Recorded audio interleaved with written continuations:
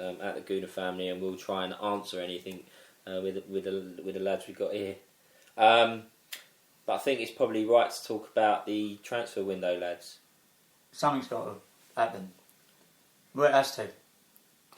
I think what maybe will happen. We saw it a few years back with Arshavin, and look where that's ended up. But it wouldn't surprise me if he makes just one signing, but it will be a big signing. Huntelaar. You reckon? I mean, possibly. I wouldn't.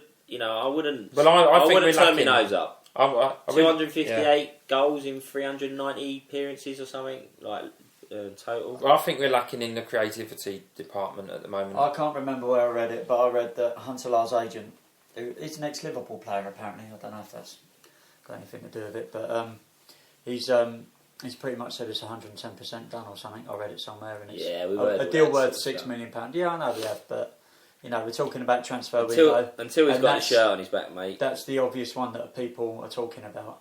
I don't actually think he's going to solve any issues for us. Yes, he's a good world-class striker, and he's great, but I think our problems are outside the box as opposed to in the box. It's not scoring goals. It for me, it's a Fellaini. It's creating. When we was at Goodison Park, and Fellaini was all over the shop, wasn't he? Yeah. Basically, Everton are playing him in a free role now because he has got that quality. Yeah. And he was all over the place, and he caused us endless troubles. He was drifting.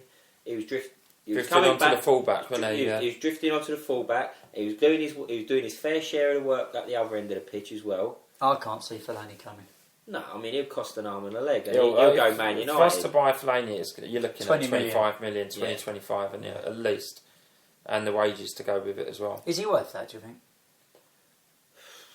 Well, you got. Everton paid 15 million for him. Yeah, Everton paid 15 million pounds. It's a lot of money for them, isn't it? Well, it's a lot of money for them, but Moyes has obviously seen something in him.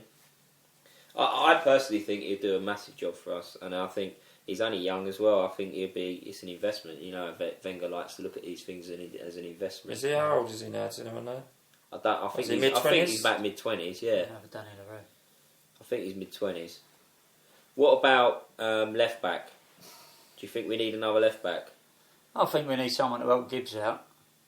Well, Mead had a good game today. Maybe. Well, you put him in front of Santos, wouldn't you? Who, Mead? Yeah, I would. At least the boy can run. There's whispers in there about Santos wanting to go back to Turkey. Yeah, although he's injured at the moment, isn't he? That's why he's not involved. Did you get injured taking his shirt off? He'll never live that one down, will he? No. To be fair to the guy, though, he apologised. Yeah, I know. I just don't like but on his body language on the pitch is wrong. I don't think it's his body language. I think it's just the fact he just ain't played well. He just hasn't played well this season. His ability. Last season, I think he was actually one of our better players. Last season, he set up a lot of goals. And, yeah. At the beginning of the season, I wasn't sure he was going to start. I thought Santos might have started at left back at the beginning of the season because Gibbs had been injured and we didn't know. Santos had played all pre-season, and it looked like Santos was going to be our left back at the start of the season.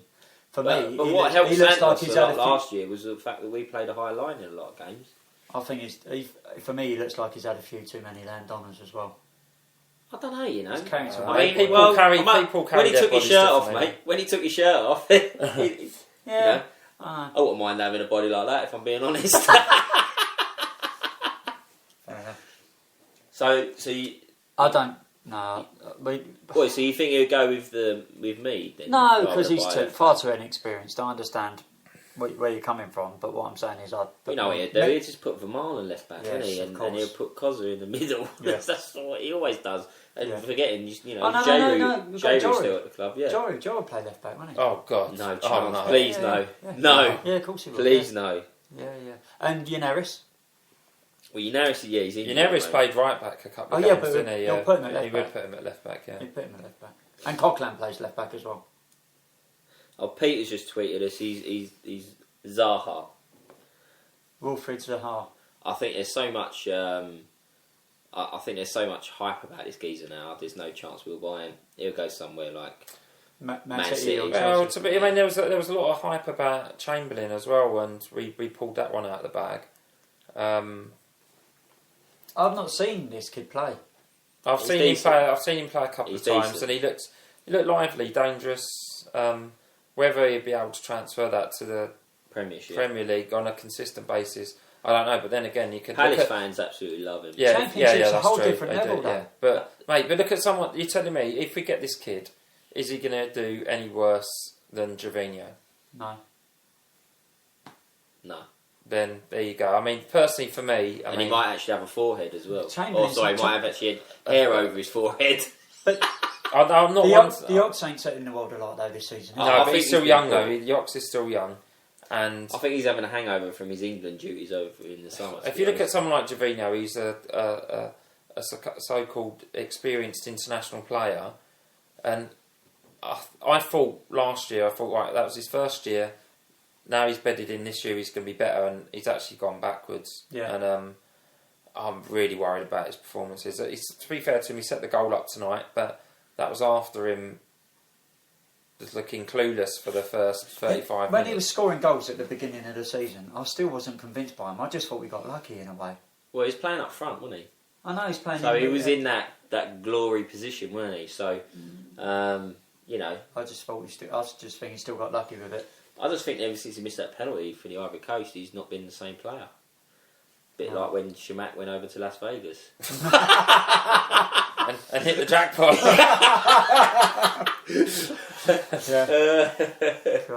But I think there was, if you're looking obvious, right, you're looking at players we're going to get in, but then you think, obviously, you're only allowed a certain squad size. So if we buy someone, who are we going to lose out of the squad?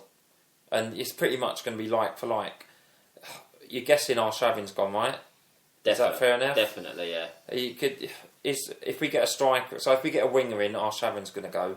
If we get a striker in, Shamak's going to go. Is there any other? Is Scalacci in? Scalacci's not in the Premier League squad, is he? Or is he? I don't think he is. His contract's up at the end of the year, though, isn't it? Scalacci? Yeah. Well, Scalacci on the bench against Swansea. No, I don't think so. Was it? He might have been. Oh, He was. He might have been, yeah. He was. Yeah, it might have been. Because Koza was injured, isn't he? So what do you think about tonight's game then, boys, anyway?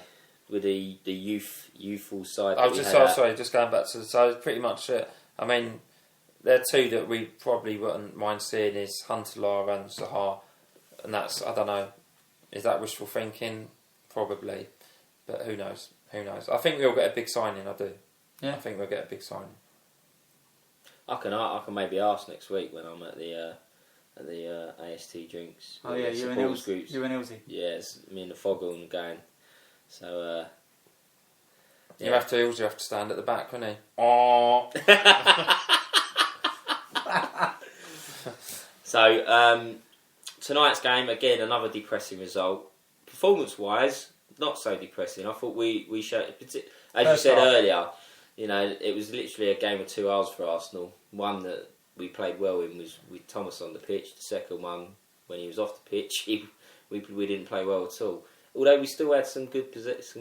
We had a couple of good half chances in the second half. Whereas if we'd had the same usual, we'd had a bit of composure, and actually, that's that thing I used to say about Bergkamp. He knew where the ball was going before it arrived to him. Right? Yes. He already thought about the next pass. Yeah, none of our players seem to think like that. And if they could think like that, which is maybe asking too much, we might have had a few more chances tonight. But yeah, really pleased by the performance of Thomas. Really pleased. Just that spark, bit of driving forward. Just that busy. He's a busy player, isn't he? You know, and there's always something going on when he's around the ball and when he's running forward. He brings a bit of a drive to the team. And I think that's what we lack in the middle of the pitch, massively in the middle of the pitch. We really lack that. Unless we've got space, unless we've sort of got space to pass the ball into Walcott, we're pretty one-dimensional as a football team now, which for me is, goes against our ethos, doesn't it? Yeah, it goes against what we've been watching over the last 10 years, really. It goes against our brand. Yeah, brand Arsenal. Brand of football, yeah. But that's why we can't put Rosicky out on the right. How do you think Mead played tonight?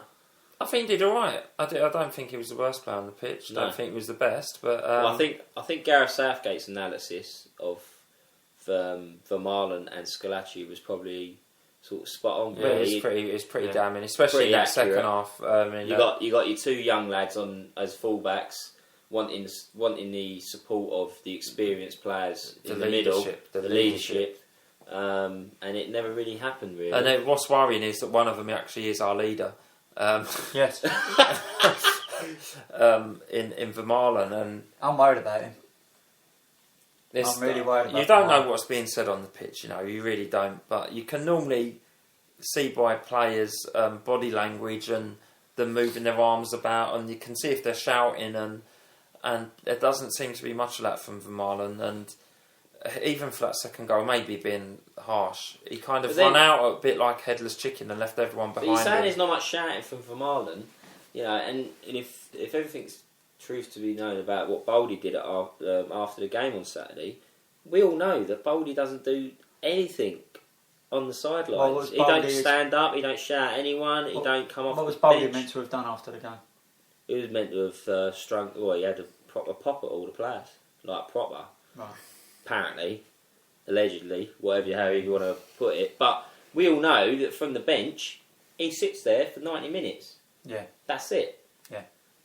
It's frustrating for me because I want to see someone up on the edge of that technical area. As I've told you boys in the past, I want to see someone screaming and shouting on the pitch. Well, Rice, he did. But if he's done it after the game, if he's had them all in there like half an hour or whatever and tore a strip off of them, then fair enough. Tear him a new arsehole. Yeah. Well, don't get me wrong. I think there's room for that, but I'd also think there's room for everything. Seems so planned all the time. Do you know what I mean? Everything is so systematic with us in terms of our substitutions. How we play, what we do at certain times. Do you think there's any weight to this? Wenger and Bold don't get on?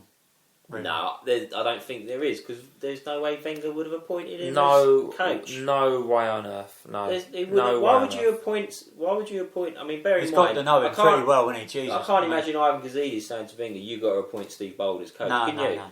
So Wenger would have chosen Bold as his as his number two. Yeah. And don't forget, Banfield's involved with that as well. Yeah.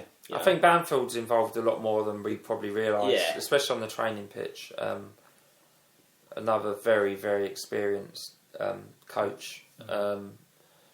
Excellent coach. Yeah, excellent coach. I mean, obviously Marlon's had dealings with him, and Marlon was singing his praises and said that Banfield should have had a good old crack at number two. Yeah. Well, I mean, Bold's been in the under 18s for a long while, so he's brought them players. A lot of the players he's working with now have is ones he's been working with for a long while. So that could have been a lot of thinking behind Wenger's appointment as well. But there's no way on earth he would have appointed Bold if they didn't get on. No way. No way. And just going back to about the whole shouting thing from the touchlines.